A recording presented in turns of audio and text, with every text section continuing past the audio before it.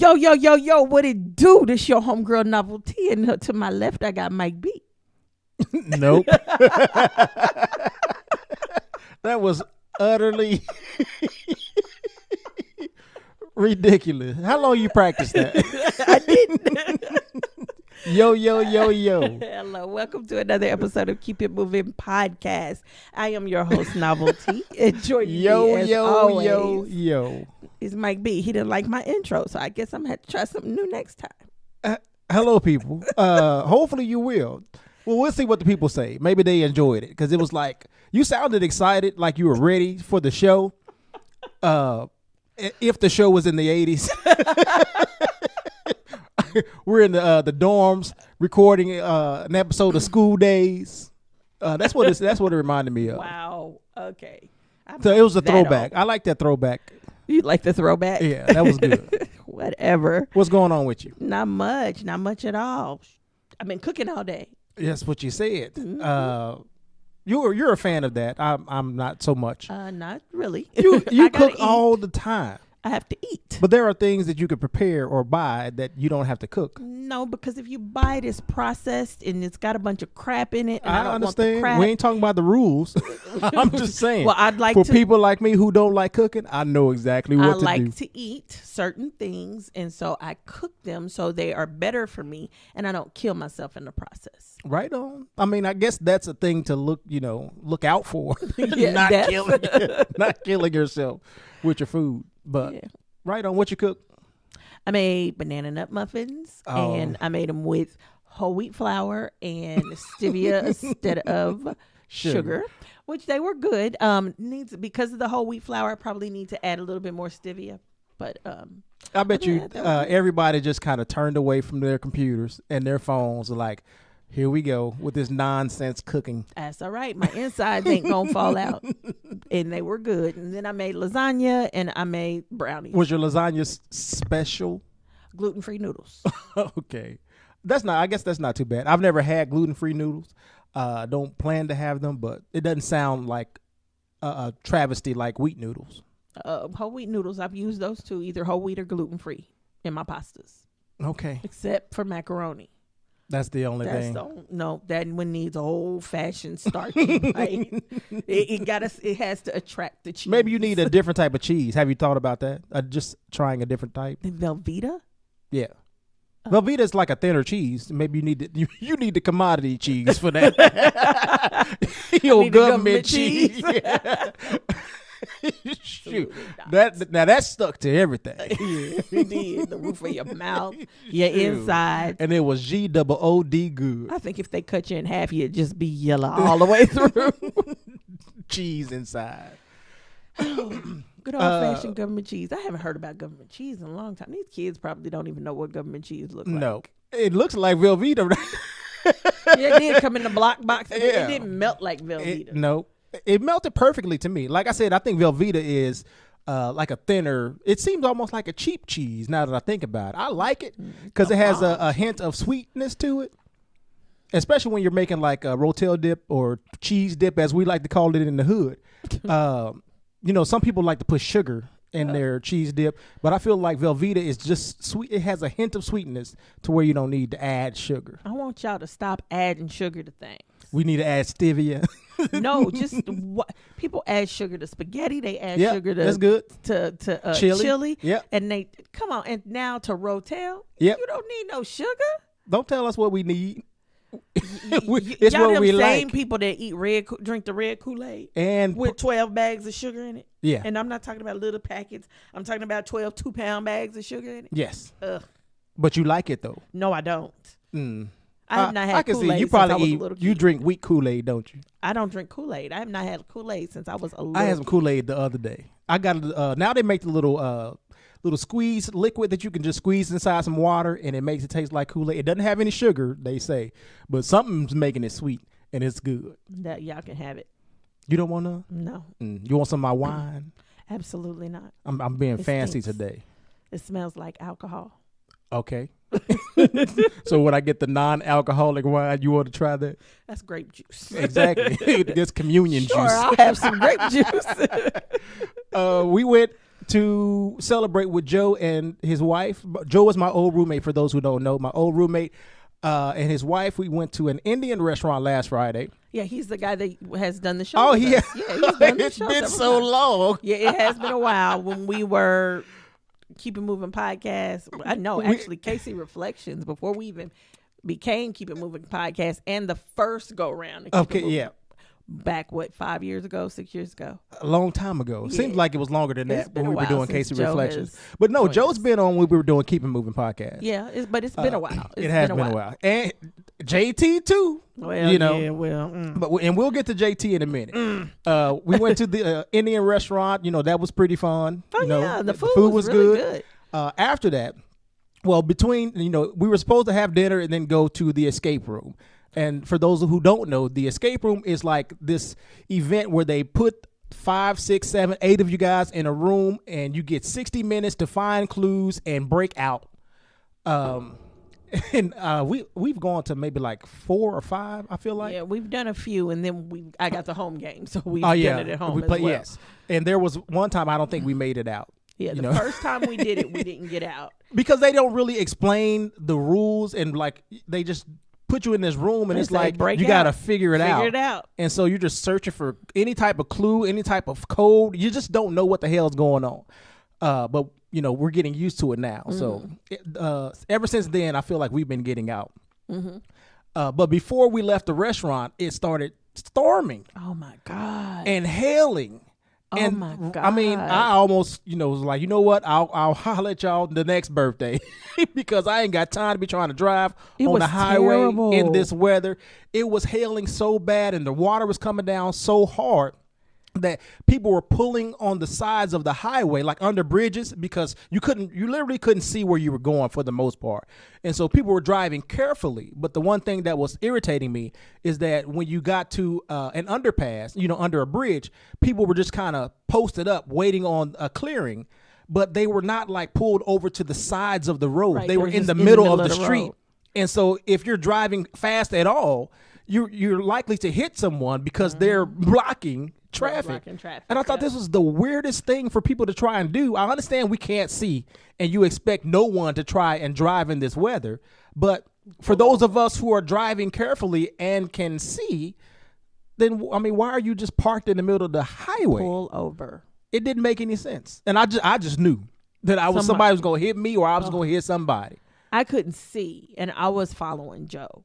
And there for a minute, I was like, okay, I hope this is still Joe that I'm following. And some wackadoodle doesn't jump at the car wondering why I'm following them, because I had no clue. It was just pouring. And then the hail that was hitting my car felt like bricks hitting my car.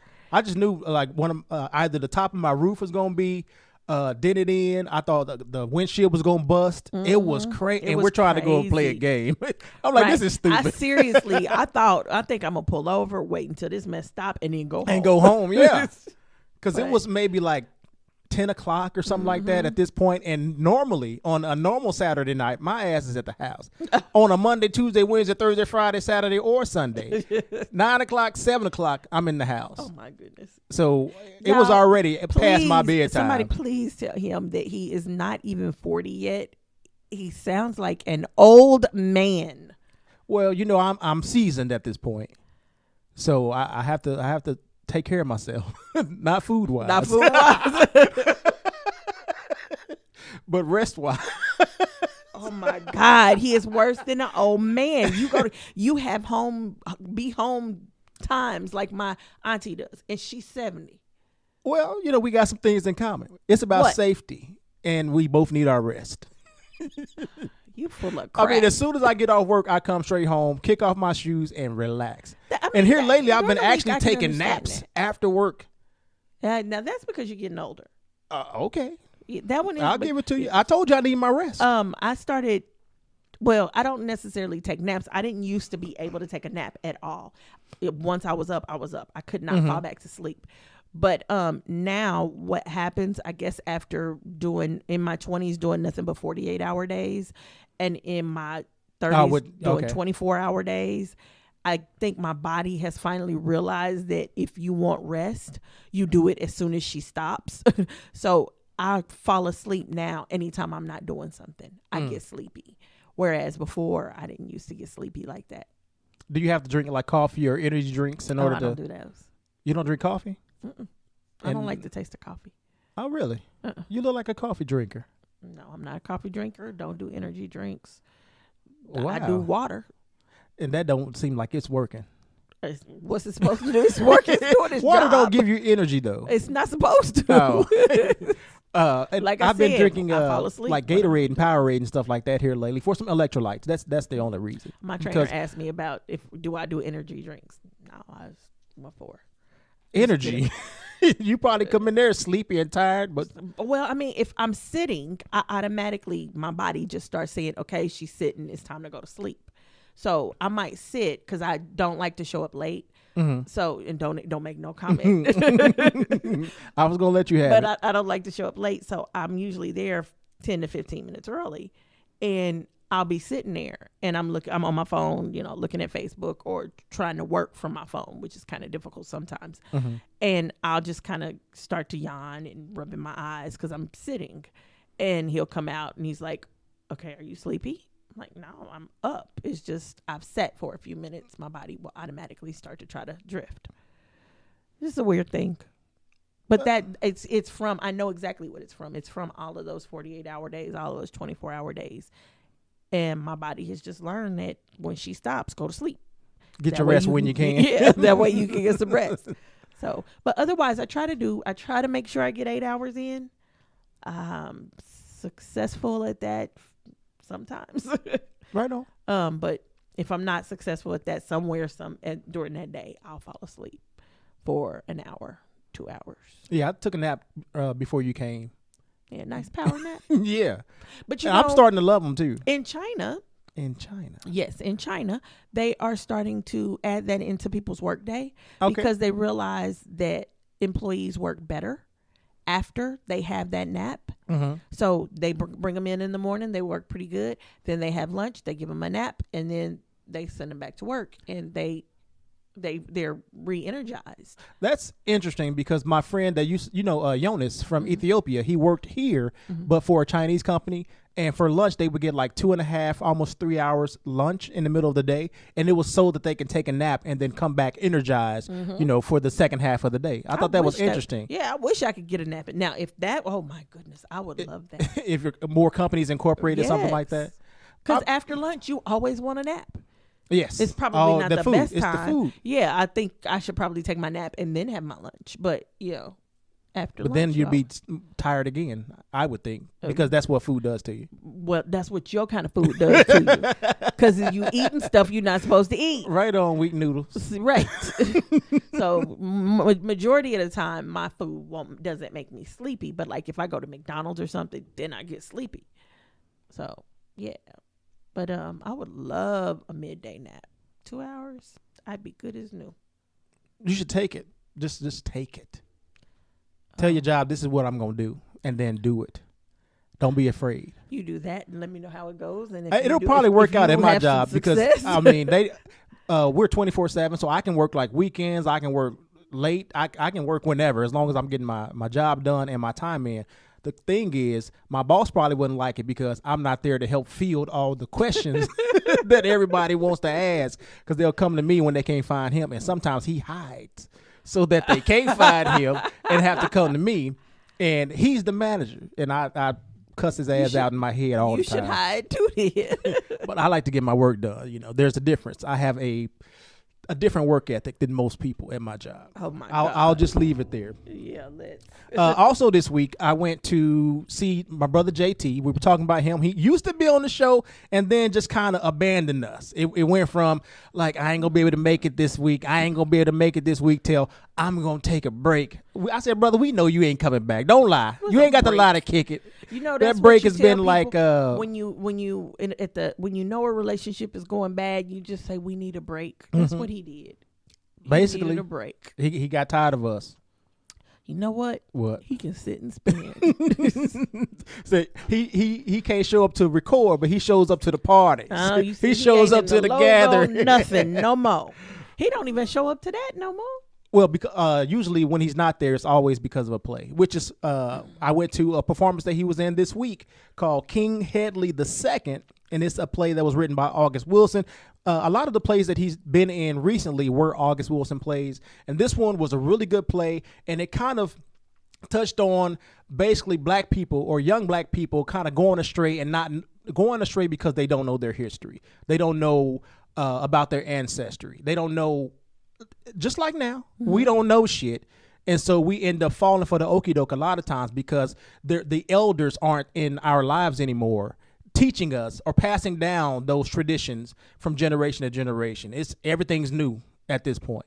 But the play was really good, and there was moments that it was like the first act, and there was a young lady out there talking about, it was almost like, she was talking as a mother who's lost a child and, crying for that child. And this lady up here out, searching for the person who killed her child and just talking about some of the trauma that was happening in the play. But I was, and the people in the audience were relating it to what we see going on in today's society. And it's weird that this play, I think, was written back in the 70s. And the same stuff we see happening nowadays, this person killed by the police and this happening, this person still in this and all of that. And it resonated so much with the audience that some of the women started to, shed tears. And I'm like, wow. Like, that's when you've engaged the audience. Right. And that it's a powerful performance when you start to get the audience to emote and relate to something that's supposed to be entertainment. You know what I mean? But they definitely had some funny moments. JT is usually the comic relief. Hit? He didn't get hit. They let him carry a gun on this one. That was funny. Lord. He did a good job. Everybody on the cast, I would say, did a really good job. The play was fun. Tonight is the last night for the play. So, unfortunately, you won't be able to catch a novelty. But sorry. I'm sure, he appreciates the sentiment of, if you could, I you would have been there, right. but And I he was knows because in we usually leg go pain. to damn near every play he's in anyway. Yeah, I just was to in leg support. pain, so I couldn't. But I would have went. Did you say labor pain? Leg pain. It felt like it. Leg pain. There for a few minutes, I thought, shoot, am I having a baby? What is going on? But that's okay. My clothes is getting too big. As long as they keep getting too big. Right on. You're looking good. I'm proud of you. Did I tell you that last time? I don't know, but you can always tell. Oh, listen to you. I always need an ego booster. Everybody needs an ego booster. Everybody. You don't think you need an ego booster? No. I don't accept. Sexy number come up to you and say, "You look good." Watch your ego just go straight through the roof. I don't know if I would acknowledge it though. I'll smile and say thank you. You don't have to acknowledge it to. You sound like you acknowledge it. But I acknowledge yours. But okay. I mean, I'm not rude. So if a guy just walked up to you and was like, "You looking good, mama," you won't turn around and sashay a little extra? Oh God, no. Oh, you don't work your hips like that? No, that's too much. But I will tell you, this old man walked up to, it's always old black men are interesting. I love old black men. They are hilarious. So old black man walks up to me. He opens the door and says, "Mama, you need some help carrying your packages?" I was going in the door. Like, I don't mean he can't help you. You didn't need help? No, I was going inside. I hadn't gotten packages. Oh, okay. This is at the store? Yes. Okay, I'm thinking it's at the gym. Oh, okay. Now, can I help you carry your packages? Oh my goodness. What you all I say? could do was laugh and say, "No, thank you." Oh, right on. I mean, I'm not going to be rude, but old black men. My daddy picked me up once too, or at least attempted to, and then realized who I was. Okay. I'm like, this is weird. Driving with his friend. "Hey, hi, mama." It's like, really, dude? "Oh, that's my daughter." Like, I am through with you. That's crazy. And his response, "Well, I picked up your mama. You look like her." Like, really? Too much information. Anywho, you got a bait for me? Actually, I do. And it's not the bait that we discussed last week. I need to do more research on that. But for this week, I want to honor, for Black Achievements and Excellence, our brother, which we called this Jarrell Jerome, who won an Emmy for his outstanding lead actor in a limited series or movie for his portrayal of Corey Wise in Netflix series When They See Us, which was directed by Ava DuVernay. Woohoo! I mean, like we said, I'm sure everybody who actually took the time out to watch this show recognized that this brother, he did an outstanding performance. And he drew you in. Like I was talking about this play I went to. He drew you in and he acted his ass off. Yes, and it was noticeable. And he played his role from child to adult, whereas some of the others didn't. The actors switched out. Yeah, they switched out. But he played his role all the way through, and oh my God, did a phenomenal job. Phenomenal. So I mean, he deserved it. He deserved it. I'm expecting, bigger and better, even better things for him as far as roles, as far as awards. Hopefully, it doesn't just stop here for him. Right. Right. I don't want him to be like a one-hit wonder or anything like that, because the talent we see is there. Right. So hopefully he gets more opportunities to let it shine. He should. So shout out to our boy, Jarrell Jerome. Woohoo! All right. Before we get into tonight's real topics, I was on the Shade Room on Instagram. The Shade Room is like basically a gossip type blog, but they were talking about an article that A$AP Rocky did for Vogue magazine, where he was talking about men and how they should embrace, I guess, nail art. And I was wondering if you would be okay with your husband or your boyfriend. Like, I know you are okay with manicures and pedicures. You always think that I need to get something done to my feet. Your feet, your hands. You need to learn how to take care of your body. Hey, calm down. But as far as a manicure, I feel like that might be where it should end. But there are some guys out here who put on the nail polish, put on the designs, and they're like athletes and just regular old dudes. I'm not. What was his name? Dennis Rodman. Remember the Dennis Rodman used to wear like wedding dresses? Yes. It's not guys doing antics like that. It's like, I think LeBron even wears like black fingernail polish on his toes, or some of the athletes wear black fingernail polish on their toes. But would you be opposed to your man doing something like that, or getting like just letters on his fingernails, and then getting the clear polish? I'd have to understand the why. Just because, it's art. I don't know. Is there a color that you would be okay with if clear. It's just black? Oh, clear. You cool with clear? Cool with clear. The rest is just a little too feminine for me. But then, that's just the way I was raised. Some people are okay with it. I know a lot of guys have worn black. I can understand. I can see them putting it on their toes if they're trying to cover something up. But that's what I would think of. What are you hiding? What are you hiding? What are you trying to cover up? So if they had on black fingernail polish, definitely their toes can't go into your mouth. Your toes can't go in my mouth if you don't. I don't care what you got. You're not a toe person. Not in my mouth. No. Okay. What you do with toes then? They sit at the bottom of the bed and twiddle. Okay, so you will touch the feet, but that's about it. It depends on if you take care of your feet. Okay. If you got pretty feet and you taking care of your feet, yeah. What you gonna do with it? I give you a foot massage. Okay. But other than that, nothing. What do you do with toes? Come on, what do people do with toes? I don't suck toes, okay? And anything else that you do with a toe, I don't know and I don't understand. And I quite frankly don't want to know. I don't have the foot fetish thing. I'm not that person. Right on. I'm just not that person. Okay. But as far as painting them, a little too sweet for me, but I would prefer not. Right on. But I don't think it would be a deal breaker.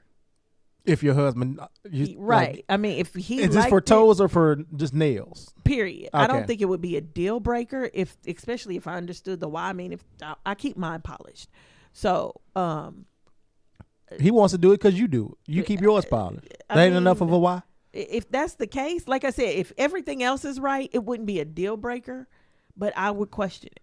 Okay. Now you would think something else going on.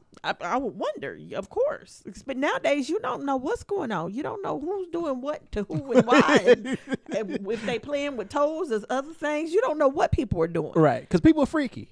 Well, and not only that, you've got so many different sexual classes now. Okay. So you think there might be one that includes nail art? You just don't know. That's don't know. Another notch. You don't know. So you got to ask questions. Okay. So, but it wouldn't be a deal breaker. Like if he told me that he did guys, then That's a deal breaker for me. Well, I feel like that's different. That goes beyond nail art in my mind. Right, you know? It does. I mean, like I said, that's a deal breaker for me. You think nail art is like a trend? What do they call it? A gateway. A gateway. It's the gateway drug. I mean, if he's an actor and he's doing it for a role, okay, that's understandable. I feel like who did that?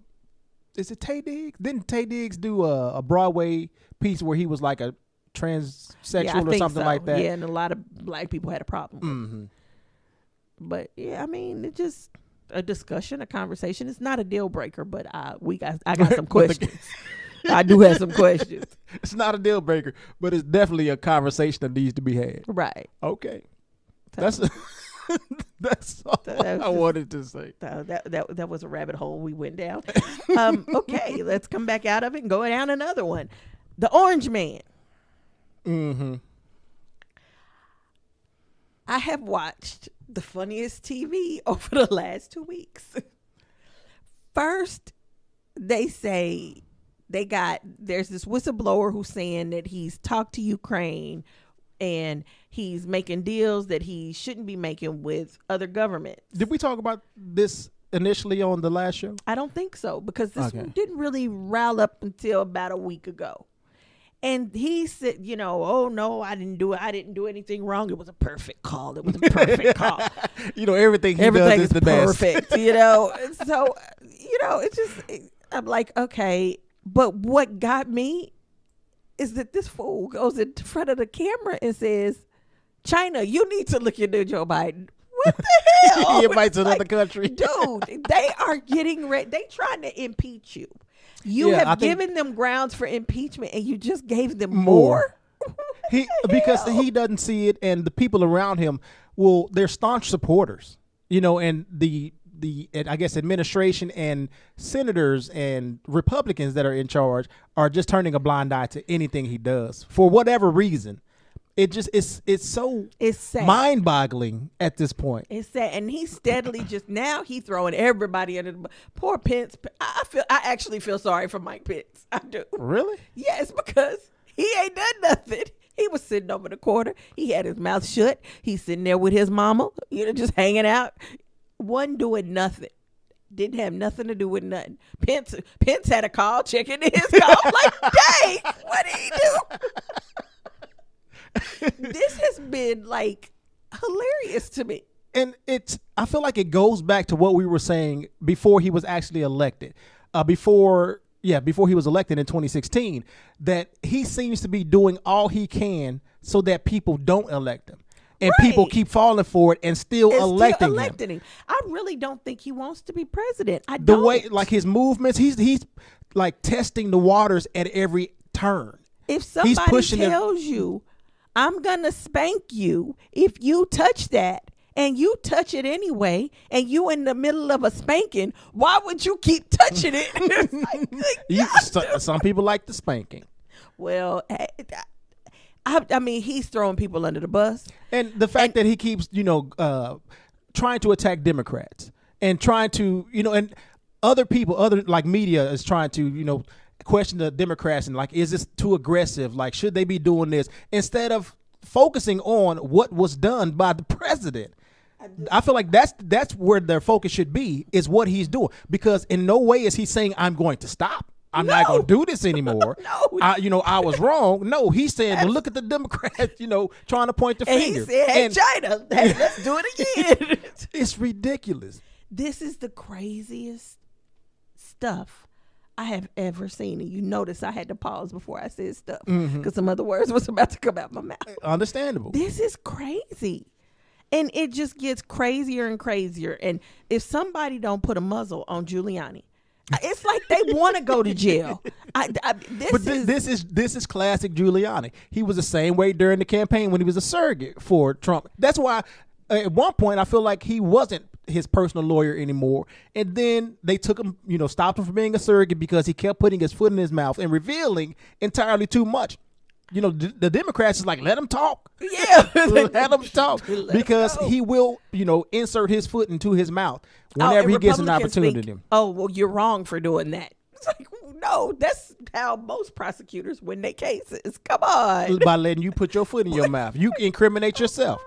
And that's what he's doing. How could this work out for your client if you are the lawyer? This is crazy. I've never seen anything this crazy. And all I keep thinking is, if this was Obama, he would be under the jail. Yep. Under the jail. I mean, impeachment couldn't have come fast enough. It wouldn't come fast enough had this been Obama. Had this been a Democrat, period. It wouldn't come fast enough. Mitch McConnell, they started calling him Moscow Mitch, and now he's like, well, wait a minute. No, calling we're him going to what? take Moscow Mitch. Oh, okay. He's like, oh no, we got to take if the House impeaches, the Senate has to take it up. They have to. When at first we don't care about them taking it up. We know y'all not going to do anything. Well, that's what we know. That's what we know. People were starting to even wonder if they would even have the trial, but now he's saying they have to once they started calling him Moscow Mitch. It's not going to change anything. We'll see. All I can say is either shit or get off the pot. Impeach the man or don't. But this stuff is just. But this is just to get, for the inquiry. This is just the inquiry. And I'm like, it's so much stuff on the table right now that he's done.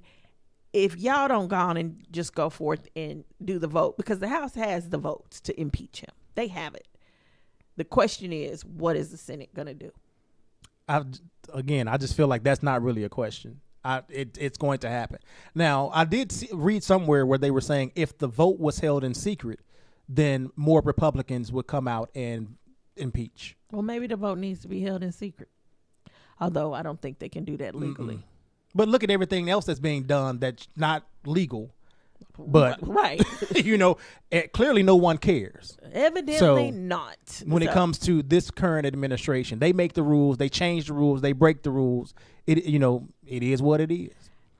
It's been interesting. That's all I can say. It's been very interesting. So keep an eye out for next week's episode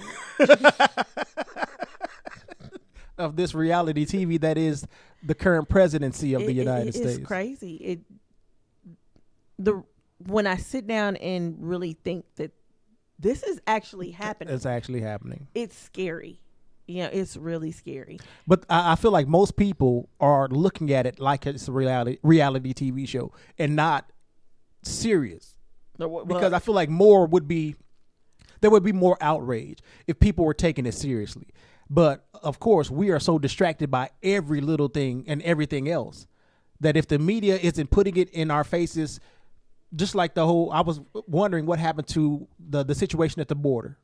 The media isn't talking about it. We're not talking about it. Oh, speaking of, you heard he wanted to put a moat and some crocodiles down there. He wanted to shoot. Yes, I heard he wanted to shoot people in the legs or something like that. He wanted to shoot them in the legs. He wanted to build a moat. He wanted to put crocodiles in the moat.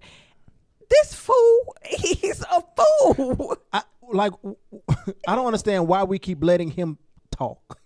Why doesn't he have people speaking for him? I can't understand why somebody in his team has not said, dude, you've got to shut up. Because the American people aren't saying that. That's why. I think that it's 60% of the country that's saying it. His supporters are not saying it. But it's 60% of the country saying, dude, shut the hell up. But I don't think those 60% are vocal. His supporters are vocal. I think they're vocal. They're just not his supporters.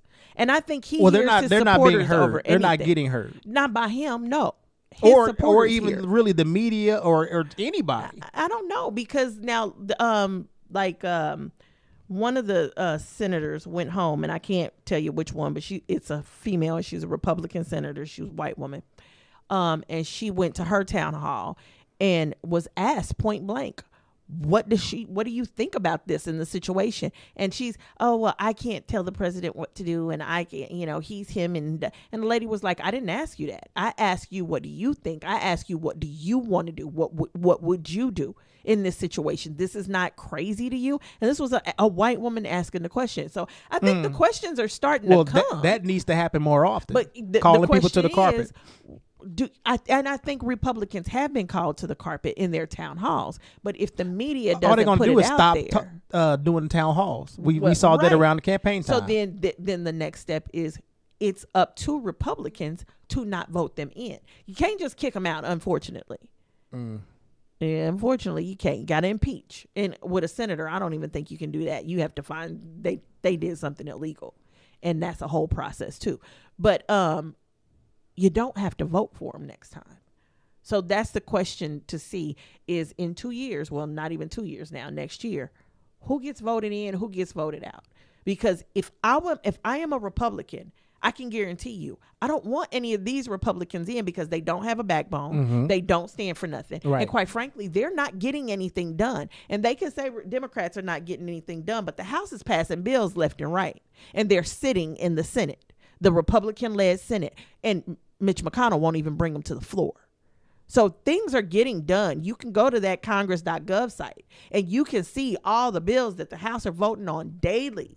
Things are getting done, but they get to the Senate and they're just sitting because the Senate don't want to do nothing because they want to hold up everything that Democrats are doing or pushing. And mm-hmm. I mean, it's so bipartisan right now. It doesn't make any sense. And quite frankly, we could get rid of a lot of these Democrats and most of these Republicans and put people in there that want to work together, because the whole point is to have multiple sides coming to the table to come to an agreement, and not multiple sides coming to the table and not doing anything. You know, this is how we get a little bit for everybody, because nobody's going to get everything they want, but you can get, you know, the independents to get a little something and the Republicans to get a little something. Democrats Do they still to exist? Get a little something. Independents? Yeah. Yes. Okay. Yeah. That's one of them, between them and black people. That's why we didn't have a Democrat in office this year. You got liberals, you've got the Green Party, all of these different people who have different ideologies of what is needed for this country to succeed. And not only that, different ideologies about what they need in their personal lives to succeed. You've got different cultures, you've got different races. The only way to cover all of those people is for somebody to come to the table that's speaking on their behalf and fight for them. And then everybody walks away with a little something. Mm-hmm. Nobody walks away with everything, but everybody walks away with a little something that hopefully brings us to a better place. Right now, nobody's walking away with nothing but hurt and pain, because it's split down the middle into two different parties, and everybody's fighting like hell, and nobody's willing to say, okay, you know what? Maybe you're right. Nobody's listening anymore. We're not listening. Everybody's got an opinion, but nobody wants to hear the other person's opinion, just their opinion. And yes, that was me, and I am so sorry. Do not look at me. Did you see my face? In your heart. I just shot you a couple times with my eyes. Yes, you did. And that's like the only time that has ever happened. But no, I mean, so it's just a lot of, if we don't find a way to start communicating again, we're in trouble.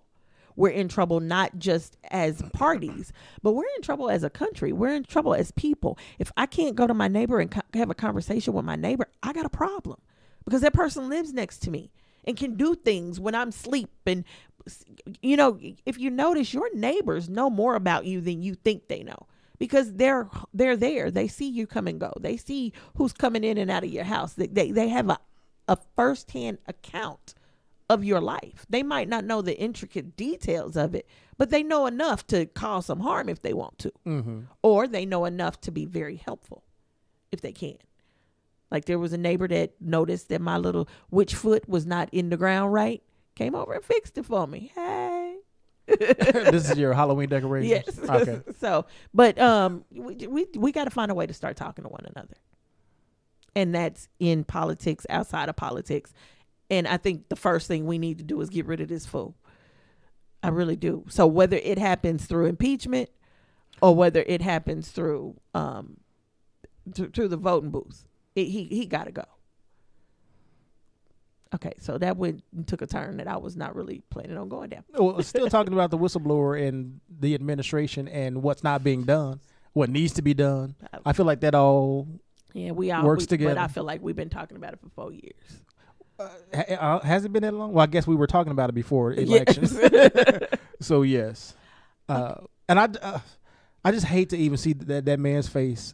Oh. Like I see a headline, I see his name, I see his face. Or, like when I'm scrolling on social media, I scroll on by. I do not care what he said. It's not going to change the way I feel at this point. He's not attractive. in any way. Okay.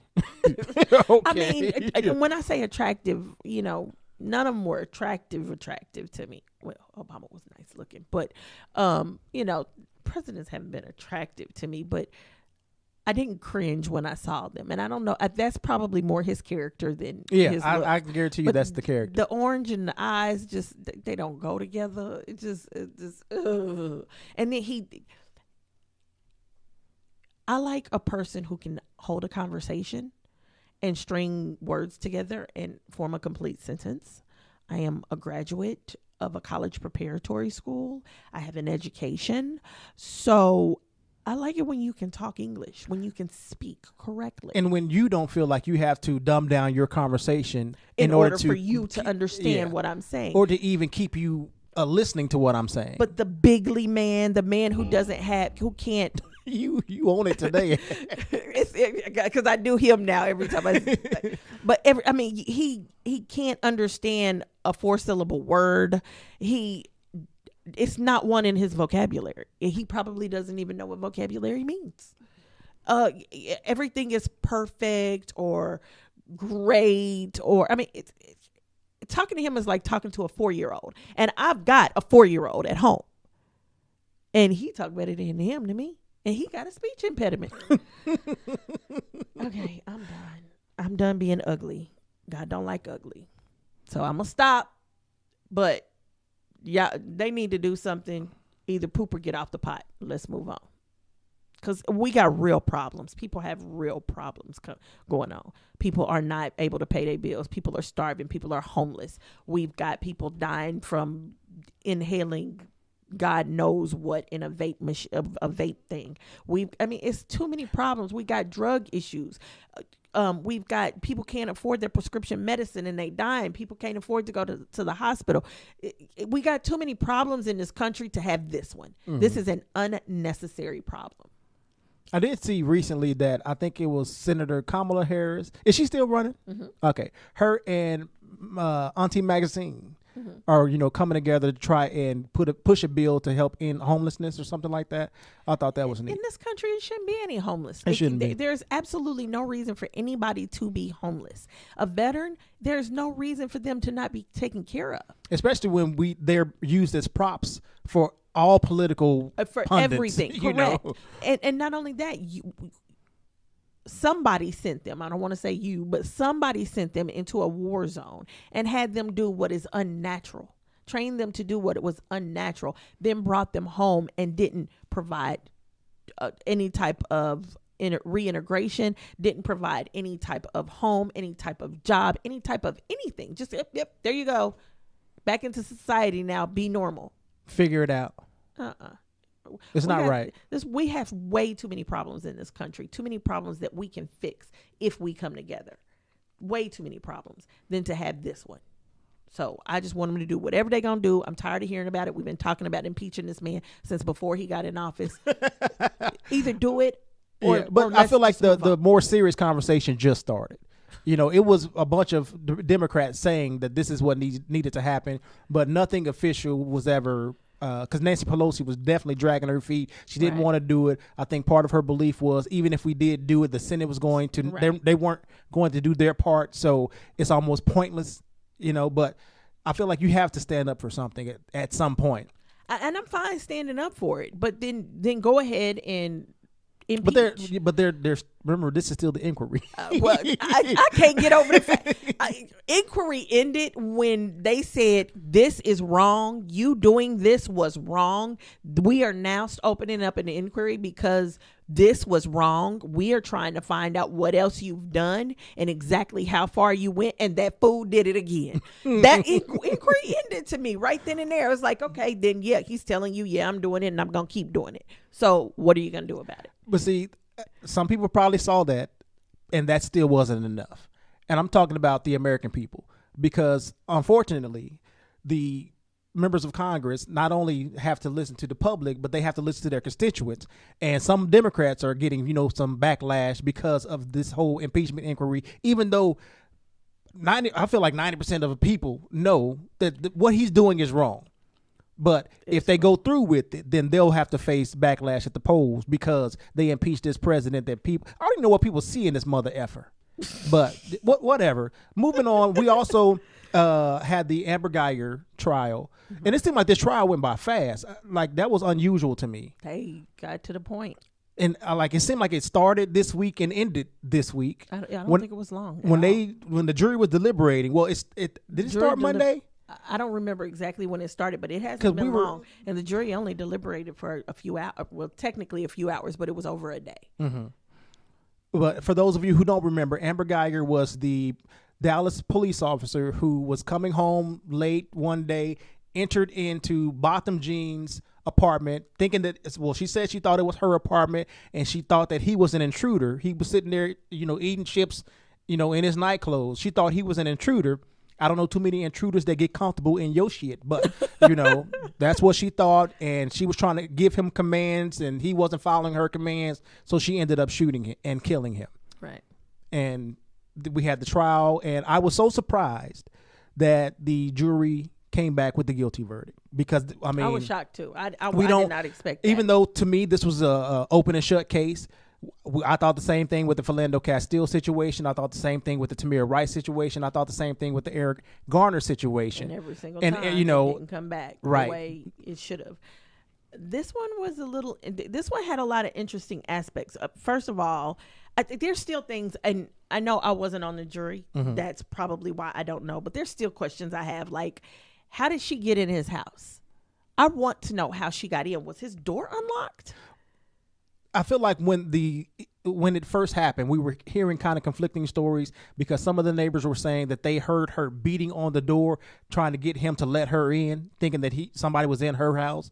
Also, they were showing the lock because it had some locking mechanism. Like when you let go of the door, it automatically locks and it turns red to let you know the door is locked, almost like a hotel. Mm-hmm. So I didn't hear officially how she said she got into the house. That's what I'm trying to figure out still, because supposedly he was sitting on the couch eating ice cream.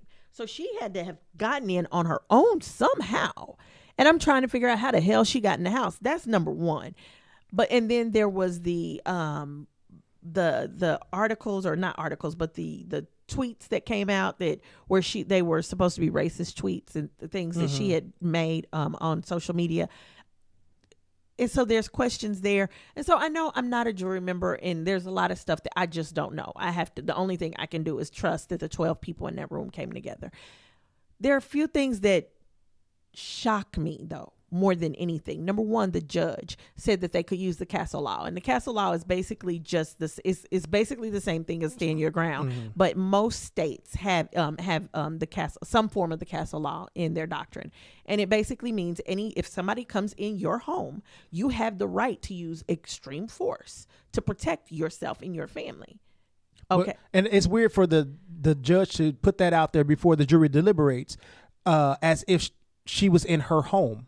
But she wasn't in her home. The thing. The judge said you can use this, and I'm like, well, wait a minute. How can you have a stand your ground law or a castle law in somebody else's home? Yeah, that doesn't make sense to me. And coming from the judge, as a jury member, I would feel as if I'm doing something wrong because that doesn't make sense. And if the judge is saying it, then it must be right. And it feels like she's trying to influence the jury's decision. Well, and not only that. It was shocking to find out the judge was black. Oh, well, we knew that going in. Well, see, I didn't. Okay. I didn't know. And it was when like I heard 6 that, black jurors, I think 4 Latino juries or something like that. The jury itself was very diverse. Mm-hmm. It was not I don't know full about of very. white people. I think it was like 2 white people. Yeah. Well, 2 white people. I think it was like 6 black people. It was 5 black people. But I'm saying you're not prosecuting a white jury. person. That didn't seem like a diverse jury that you would expect. It was not your normal jury. Your normal jury would have been a group of white people and maybe a black person and a Latino person splashed in. But this was different. So the jury was different. The judge was black. So her saying that just was like, I didn't expect it from a black judge. And it didn't make sense. Yeah. And then to hear the jury, and then when they came back with a guilty verdict, I was like, oh my God, finally, somebody is held accountable for something they do. But then it was like, okay, so what's the sentence going to be? They come back with 10 years.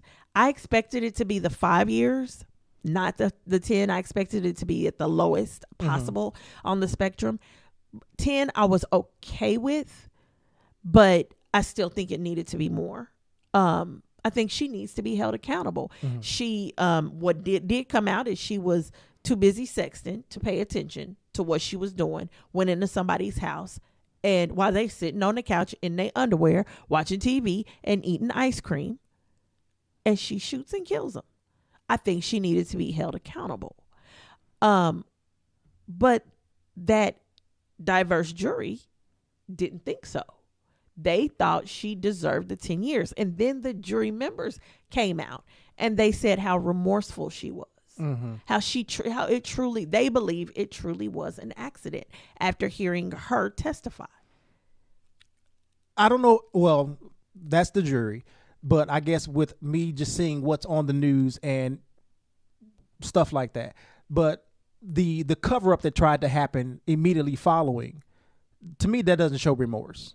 That's not remorse. Maybe thinking about it because how long has it been? Almost a year at this point since it happened. Maybe she has become remorseful, but I don't buy it. I can't. This is the thing. It's not that I buy it or don't. I know that I don't have all the information. So the only thing I can do is trust in those 12 people that made that decision. That's the only thing I can do. But here's where this is what I've been seeing going up and down my stream since it happened.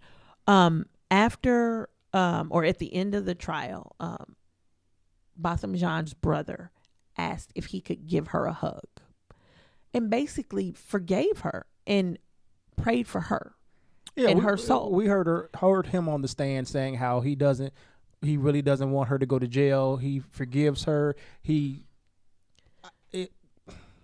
I'm not there. So and I understand that everybody has to get there at their own pace. And I believe he says that as well. Everybody has to get there at their own pace. A lot of people are not there. I can tell you this. My brother was murdered in 2001. My sister went to the trial. I think she's been there every time the guys come up for parole. She's vested in it, making sure he stays behind bars. I don't know the guy's name. I don't want to know his name. I don't want to see his face. I quite frankly don't think about him too much. And this kind of made me think about that. I don't harbor any hatred for this man because I don't think about him. I don't know if I can say I forgave him because I don't think about him. I don't allow him to have any effect on my life at all. My brother's gone, looking at this guy, trying to make sure he stays in jail, trying to control what happens to his life and all of that. I can't do that because that's my time. And he doesn't get to take that away. My brother, it doesn't make my brother come back. He does not get that from me. But to give him a hug, oh God, no. I don't think I could ever do that. To say I didn't want him to go to jail, I can't say that. I wanted justice for my brother, but to me, I don't think justice is in the justice system. It's just not in the legal system to me. I know at the end of the day, for black people, and that could be it. That you're looking at it as a black person. As a black person, so I think it's totally different for white people. But for me, I don't see it that way. I know justice will come. Justice will come when he sits down at the pearly gates with God. I know that. And so I know there is no punishment on the face of this earth that's going to make it any worse or any better. Now, I would like him to stay out behind bars just to protect the people that are now out living on the streets. He doesn't need to be around them. But for my brother, I don't think about him. I really don't. And like I said, I don't even know the dude's name. I don't know I assume he's still in jail. I'd have to ask my sister because she's the one that keeps up with him. I don't. The hug was just tell me that if it happened to me, you wouldn't do this. I wouldn't do. Because that Botham Jean could be me at any time. At any time. Because I'm always sitting here on the couch or in my chair playing my video games, watching TV, and a police officer can knock on the door and do whatever and kill me. True. And I just don't want my family and friends making a public spectacle of forgiveness of this person for taking my life when I did absolutely nothing. And see, that's the thing. That's where that's where the division is. No, I'm talking about you. I'm telling you, don't do that. If it happened to me, if it happened, don't do that. If it happened to you, so I'm letting it be known. Making a public spectacle of nothing. I don't want my friends and family to do that. I didn't make a public spectacle of my brother. Mm-hmm. No, absolutely not. Because like I said, I don't know if I can't say I've forgiven this guy by any means. I just don't. You haven't taken the time out to even think about it. I don't think about him, because thinking about him and harboring hurt, and I can understand what his brother was saying. Holding on to that controls my life. I don't hold on to that. Mm-hmm. Now, like I said, I don't know if I've forgiven him. I don't know if, but because like I don't think about him. So how can I say I've forgiven? And you can forgive someone, internally and with God, without making a public spectacle out of it. Because that, to me, that changes it into a PR move. Well, and it doesn't have to be. Now, here's the thing. Well, yeah. See, it's the media that brought that to. They're bringing that up. Well, because he did it. Right, he did it in the courtroom. It was live. We watched it. It wasn't live. It was live. Was the trial live? The trial was live. Oh, I didn't know the trial. It was streaming on almost every network. Oh, well, I missed well, especially on social media. Okay, yeah. That's why I was like, it just started this week. Okay. I get it. I understand what the brother's saying. I understand how he's forgiven and he's moving on. Mm-hmm. I understand that people are upset that he is. But what I don't understand, what I don't like is any attack on it, on what he did. He did it for him. And everybody grieves in their own way. Everybody deals with it in their own way. Everybody moves on in their own way. The one thing that we all know is when we lose a loved one, at some point we've got to get up and we've got to move on. And that moving on does not have to include forgiveness. No, it doesn't. Mm-hmm. If that's not what's in your heart, but that's what was in his heart. He's an 18-year-old kid. If that's what he needed to do to move on, and he felt like his brother would have wanted him to do, then that's what he did. I don't think we have a right to chastise him. Oh, we do. No, we don't. We do. No, we don't. You don't believe so? I do. We do not have a right to chastise him. But we do have a right to chastise her. Because she's the one that, again, there's so much of this. And maybe I needed to watch the trial, because there's so many questions I still have. How's she get in the door? Because if she broke in, then ain't that illegal? Shouldn't she get a charge for breaking into somebody else's house? I mean, either she's the police. They break in all the time. No, not without. She was an off-duty police officer. Yeah, true. She did not have a warrant. She was trying to give commands like she was an on-duty police officer. She did not have a warrant. It's a lot here, and I'm like, stuff still doesn't make sense to me. So I still wonder, how those 12 people came to that conclusion. I don't think that it was hard, because ultimately, not the conclusion of guilt. Not the conclusion of guilt. You're talking about the 10 years. Sentence. The conclusion of the sentence. I don't. Well, they were. Well, again, the jurors that came out were basically harping on the remorse. They felt like she was remorseful. She didn't mean to do it. Okay, so that leads me to how she get in his house. If remorse or not, if you broke into that man's house, you're wrong. Maybe sometimes she has to break into her own house. You never know. Okay, you live in an apartment. What's on your door? My address. What's on the person's downstairs door? Some of these, now, this is not a good example, because some of these doors don't have addresses on them. Okay. Well, maybe this floor, we all have addresses, but if you go downstairs, not all of them have numbers on the outside of the door. Okay, so maybe her apartment didn't have a number on the door. But it wasn't hers. It was his. I know, but maybe hers didn't, and his didn't. But they were. Everybody was talking about how it was like a bright red door, or it was like a bright red carpet, the mat or something. I can see how you might miss the mat. Especially when your head down on in your phone sexting. Yeah, you I focus can see how on, she missed the mat. But what I can't see is how she got in the door. That's my big thing. Okay. How did she get in? So anywho, it's just don't chastise the little kid. Let him forgive. Let him move on. I have absolutely, and I don't think people are upset at the fact that he forgave her. It's just that it was made out to be like a public spectacle, but that was not his. I don't think that was his fault. It was still a part of the way he did it. He didn't have to do it on the stand. He could have did it, in secret. He could have went to visit her. He's 18. He is 18. He's still.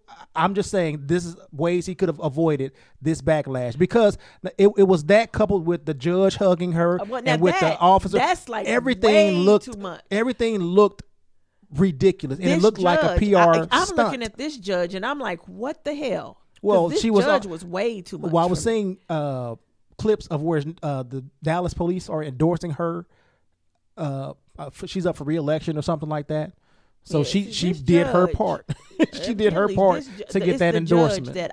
It's the judge. If that is recent, you know how people take old stuff and rehash it or whatever. So, but this is. But again, crazy to me. If you are my family and my friend, I will haunt you until you harm yourself. If you do some shit like that at my trial. No, just don't do it. I still think he's 18. He's not thinking about the I don't know what he's thinking about. But you don't know who he's talked to. You don't know who's been in his head. You don't. That could have been something that the Dallas police had him go and do. Been. You don't know. Could have been. And so he's 18. He's enough to cash his own check. He's old enough. So I don't know. You're not an adult until you're 25. Your brain is not grown until you're 25. He can cash his own checks. No. That's all I'm saying. So if he got a check to pull that stunt, hey, you never know. It's all a conspiracy to me. Oh, God. Just like a black man. I'm just saying. We just going to let you just say all by your little lonesome. I think people will agree with me. That you think he got paid to do that? No, I don't know if he got paid, but I do. It, even though he was emotional, I'm sure most of what he said he felt, and I'm not trying to take that away, but it just the way it was done just seems stuntish. But I think you're looking at it from a 40-year-old's perspective, and yeah, you almost 40, so give it up. Instead of looking at it from an 18-year-old's perspective. At 18, but I don't think an 18-year-old would have the wherewithal or the mindset to do something like that. Period. I don't know, because from what even the jury said about Botham Jean and the 18-year-old said about him, he was in good with the church. I can understand that. I bet you he didn't think he was gonna get gunned down. I think that might change. He probably did. That would change me. It would change you. And it would have changed him if he was still alive. I'm sure it would have changed his perspective. Mm-hmm. But going in, his perspective was about forgiveness. So if that's who his character was going in, and that's what he taught his little brother, then his little brother probably would say, this is what my brother would want from me. Now, if his brother survived and on the back end said, nah, that's a bunch of bullshit, we ain't doing that no more, then it would be a different story. I would think once you get gunned down, that becomes your attitude. And I would assume everybody would know that. That's all I'm saying. I'm done. I cannot with you. Yeah, let's wrap it up. Yeah, because I'm gonna gun you down with a pretty pink pistol. You gotta have something. Right on. Anywho, thank you all for joining us, and good night. Peace. You a goofball.